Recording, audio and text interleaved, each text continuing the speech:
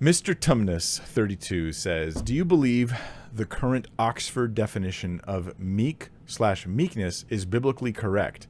It's, and here's the definition, being quiet, gentle, and submissive, but I've heard it's being powerful under control. I'd love to hear your thoughts. Yeah, I've heard of meekness as power under control. And I don't lean towards that definition myself. Here's what we're going to do.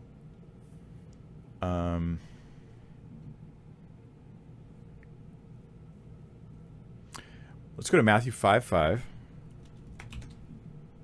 And we're going to look up the word together. We're going to look up the Greek word translated meek in blessed are the meek, for they shall inherit the earth. At least it is in some translations. Let's see. There we go. So blessed are the meek, for they shall inherit the earth. This word meek right here in the Greek is praeus, pros, praia, and prou. I'll make this bigger for you. Let me read to you a Greek definition of the word, since we're actually interested in what the Bible authors were saying, if that's the virtuous thing. Blessed are the meek, for they shall inherit the earth. Here's the basic definition. It pertains to not being overly impressed by a sense of one's self-importance, gentle, humble, considerate, meek, in the older, favorable sense. Describes the ruler of Syracuse to his citizens, apparently the rank and file. I'm scanning. There's a lot of text. You guys can sort of read it on your screen there if you want to read the whole thing.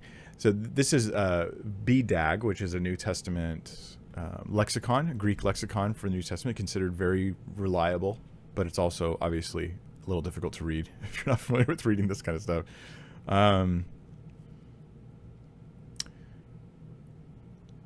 Yeah, there's not really much else we're going to get from this definition that I'm going to read for you guys anyways. But yeah, it pertains to not being overly impressed with a sense of one's own self-importance, gentle, humble, considerate, meek. I think that's a nice definition. We could look at, say, another lexicon, the LSJ, which says an awful lot of things about it.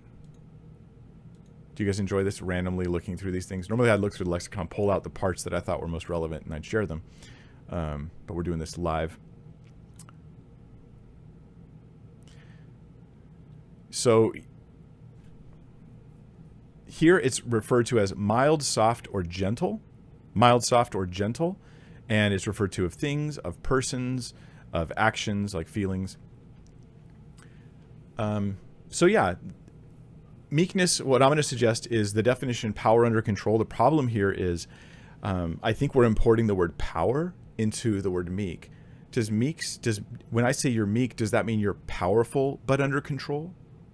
I don't mind saying under control, but then under control itself does also seem a little bit different than what we're getting at with these definitions of meek. Mild, gentle, meek. Meekness here seems to be about like gentleness. That's actually how some translations translate the word meek, is gentle. You're gentle. There's like an unnecessary softness to you. That's not weakness, but it's that other thing, meekness.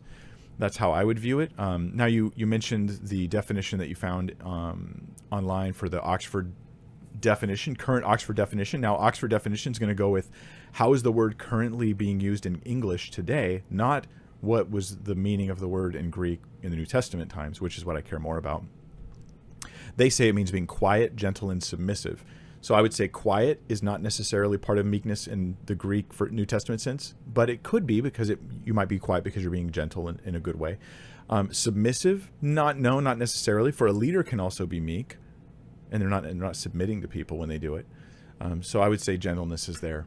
It may refer sometimes to, it may include being submissive in a very different scenario, and specific scenarios where you're being submissive because you're just being, I'm just not going to push back. Like James says, wisdom that is from above is willing to yield. No, I'm not going to push on that. I want to just yield to that. That can be meekness as well. Yeah, but our culture considers pride to be a positive thing, and so meekness doesn't have a positive side to it. It's generally seen in a negative way, negative light.